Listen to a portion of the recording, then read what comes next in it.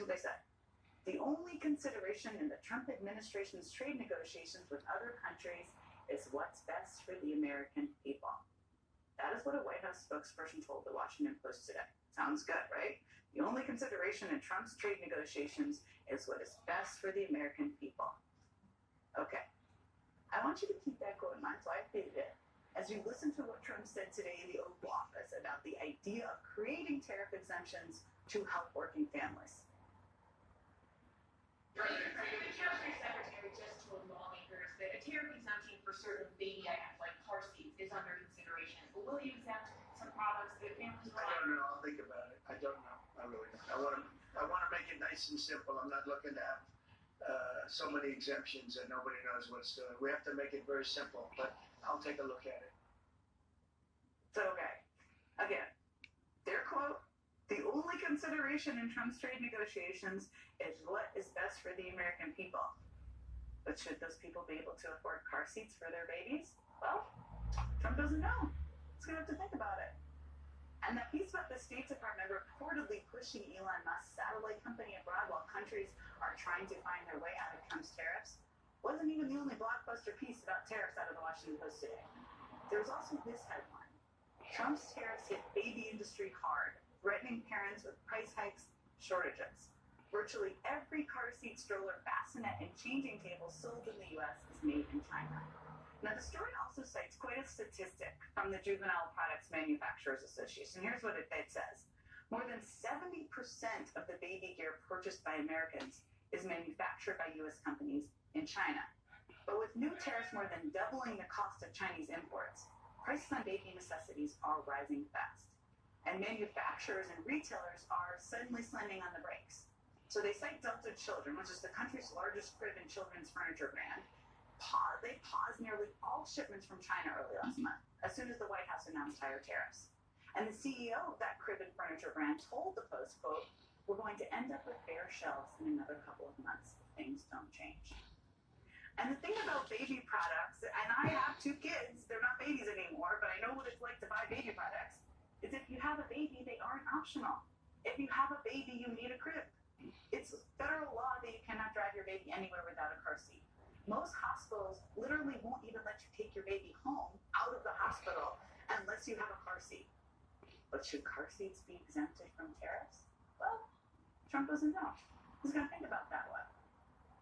But the reality here is that if Trump doesn't back down on his tariffs, or at least, very least, I should say, exempt necessary products like cribs and car seats, a lot of parents aren't going to be able to afford basic necessities for their babies.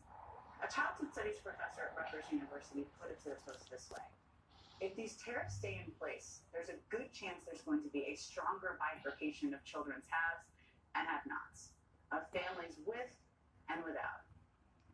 It's perfect time to re-raise their statement. Remind me, what was the White House's statement about Trump's tariffs again? Here it is, right there.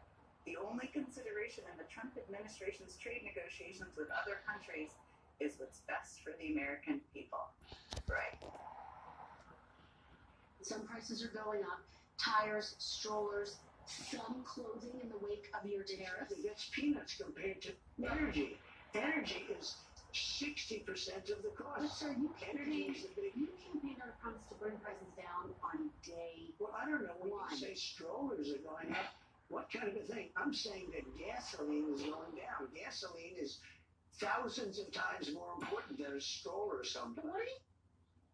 I mean, if you're a parent right now, or an aspiring parent, and maybe you're a grandparent, or just an aunt who wants to help your friend out, and you are worried about the price of strollers, which a lot of people are, it's certainly not peanuts. The president says he has bigger things to worry about than making sure you can pay for things for your kids. That's pretty clear. But when it comes to his own 2 large adult sons, he seems pretty focused on making sure they want for nothing.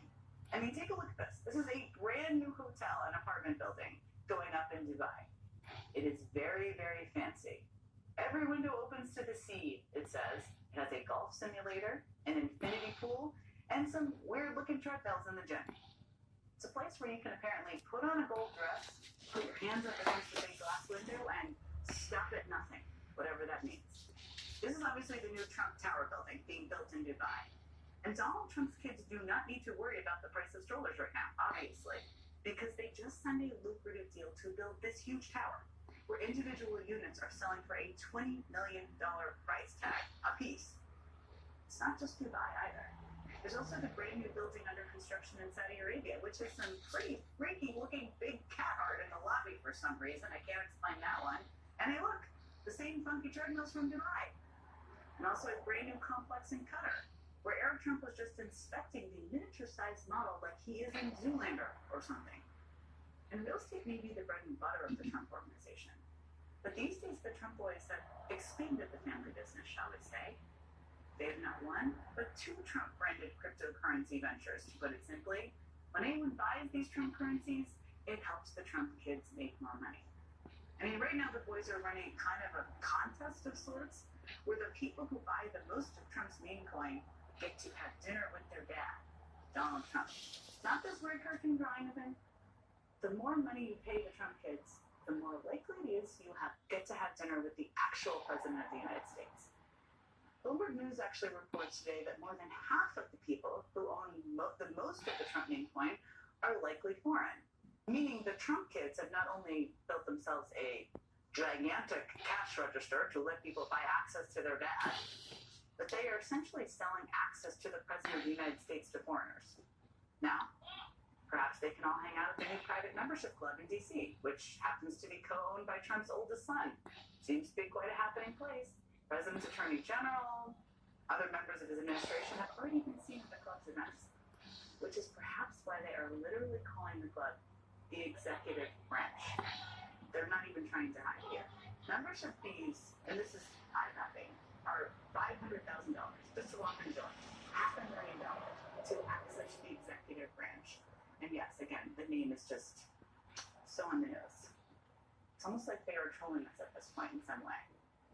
But brazen or not, and this is definitely brazen, the president's adult children and his best buddy Elon Musk are perhaps the only people in America actually making money off of this administration. That includes the president himself, who also financially benefits from many of these grifts being run by his two kids. So again, to recap, you can have two new Trump towers, you can have one new complex in Qatar, you can have multiple cryptocurrencies, it seems, in a members-only club. But you cannot, I repeat, you cannot have a new stroller, or apparently a new doll. I don't think a beautiful baby girl that's 11 years old needs to have 30 dolls. Something tells me Minnesota Governor Tim Walz is going to have some thoughts about all